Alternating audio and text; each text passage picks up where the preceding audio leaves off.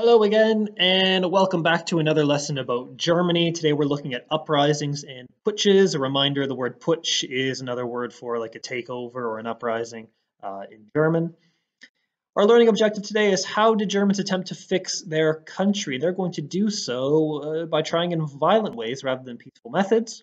And your starters to write down what other events in the world encouraged Germans to try to establish their own socialist state. And your big hint is in 1917. Something happened somewhere else in the world that gave Germans the idea that they themselves could also hold an uprising.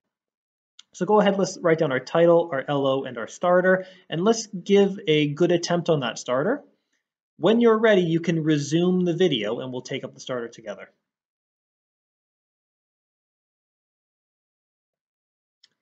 So our starter was to look at what other events in the world encouraged Germans to try to establish a socialist state. Well, they looked to Russia, and they saw what the Russians did in 1917 with the Bolshevik Revolution.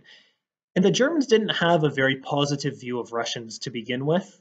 They saw them as less intelligent than them, not as capable as they were. And they said, if those Russians can have an uprising and overthrow their government and make their country better placed, then we'll be able to do it even better than they could. And this is where Germans saw an opportunity to replace what they viewed as the corrupt Weimar government with their own government. So let's make sure before we go ahead and move on, let's get down the Bolshevik Revolution in 1917, and this encouraged Germans to try an uprising of their own. When you're ready, hit play and carry on with the lesson. So we've got 5 keywords to look at: right and left wing, putsch, trade unionist, and center party. So as always, try to do them in your head, pause the video, see if you can fit where they belong. And when you're ready, hit play. We'll take them up together and you can record them down into your note. So let's have a look. Right wing. This is a political idea which supports very conservative or traditional values. And that's kind of what we would call like the Conservative Party in the UK. Now, left wing, these are political ideas which favor socialism, a bit more kind of radical ideas, if you will. A putsch is an attempted takeover of a government, and then again, that's a German word that we've learned. Trade unionists, they're members of a trade union, and those are set up to protect workers' rights. Your union will act on your behalf to make sure that your work environment is, first of all, safe, but you're being paid the correct amount, and the work you're doing isn't deemed as unfair or dangerous in any way.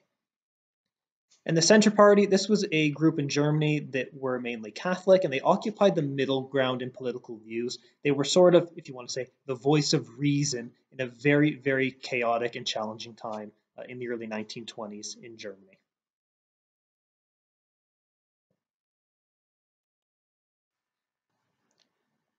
So starting off with a little bit of context, what was happening in Germany at this time, let's write down the following points. That in 1919, we know the Weimar government was very weak, people were really angry with the new government, and they wanted to see change.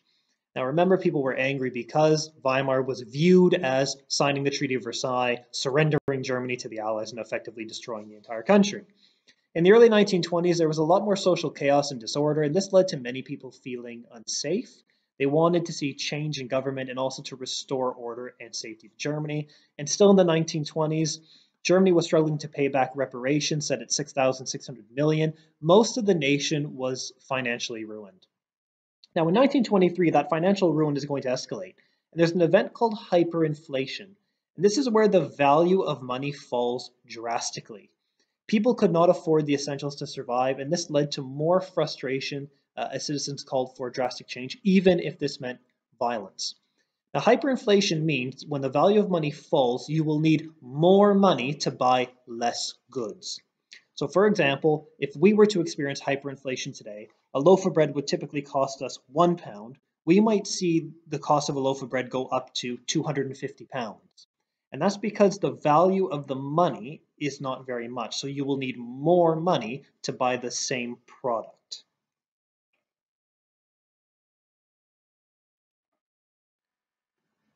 Now, in looking at the escalation and the uprisings, we're going to focus on 3 key ones: the Spartacist Uprising, the Cat Putsch, and the Munich Putsch. And these are three words that we should be familiar with by this point, as we've looked at them in a previous exercise where we were to put them into a timeline with a brief description. So we're going to look at each of these. They'll all appear on screen separately. Your job is to write down a few notes about each so you understand what they are, when they happened, and why they occurred. So the first one is the Spartacist Uprising. And the Spartacists, they were a communist group in Germany. They had some minor clashes with the army in December of 1918, mainly over the end of the First World War. But the main uprising would take place in January of 1919. Their plan was to overthrow Ebert and the Weimar government. However, the Freikorps, which we know as the Free Army, they were called in as always to stop the rebellion. And the Spartacists were no match for the Freikorps. The Freikorps were very skilled soldiers but well equipped, and the Spartacists weren't either. Ultimately, the uprising failed. So please go ahead, pause the screen, make a few notes, and when you're ready, hit play.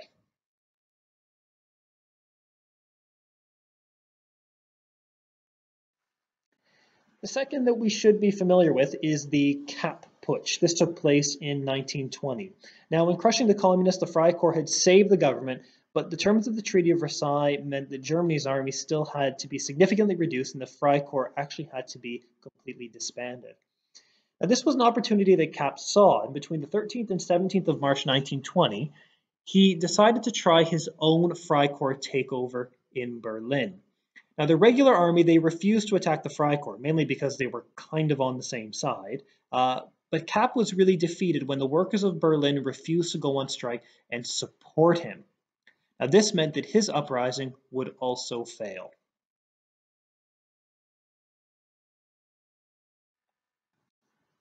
And the last and arguably the most famous uprising in Germany of this time was the Munich Putsch, also called the Beer Hall Putsch because it took place, you guessed it, in a beer hall. Now, in November of 1923, Hitler tried to take advantage of the crisis that was facing Weimar by instigating his own revolution in Munich.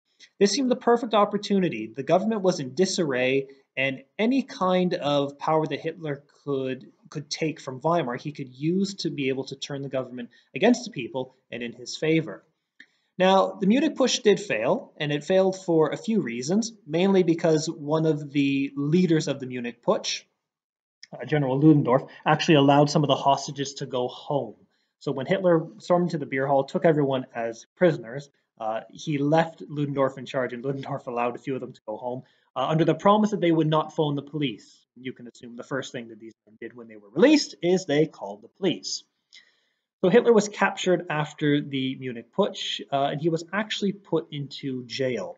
Now, some short-term failures is the Nazi Party was effectively banned, and Hitler was prevented from speaking in public until the year 1927. So that's going to be 4 years without him making any speeches publicly. Hitler was tried for high treason. The minimum sentence for this was 5 years, and that's what he would receive. The maximum sentence was execution. But the government knew they could not execute Hitler. He was too popular, and this would cause an uprising in the country. Now, some long-term successes. Even though in the short term the Munich Putsch didn't work, it set up Hitler for success later in life. He became the most popular person in Germany, and every newspaper front page had something about Hitler. Now, while he was in jail, he wrote a book called Mein Kampf, which means My Struggle. And this was a bestseller in Germany. It talked about Hitler's struggle through being an orphan into the First World War, as well as the way in which the government essentially surrendered the country. And it was his plan on how, if elected, he would get Germany back on track. And the Munich Putsch taught him a very valuable lesson.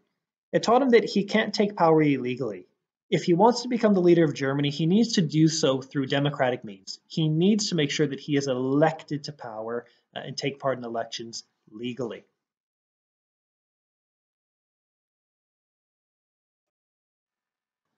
So now that we have some information about the Spartacist Uprising, the Kapp Putsch, and the Munich Putsch, we're going to summarize the last one. We're going to do so by an infographic. You've written a fair bit today, so let's try to use some images where possible. On the right-hand side, you'll see an infographic or a picture that summarizes some of the key events of the Munich Putsch. So we can see a strong Nazi Party, hyperinflation, strike being called off. Then we can see the Nazi Party being banned, Hitler put in jail, writing Mein Kampf, and reorganizing the Nazi Party when he is released. Your job is to make a similar infographic about the Munich Putsch, and you should include the following three things in your picture. So why did the Munich Putsch take place? So link this to the economic situation in Germany in 1923. There's a word we use, it's a type of inflation. You need to make sure you explain why it happened and the end result. Now you can do so as an infographic as you see, as a poster. Let's just try to do this visually rather than as a note. So that's our final task for today. Let's make a picture all about the Munich Putsch. I wish you the best of luck. And if you have any questions, make sure you get in touch with your teacher.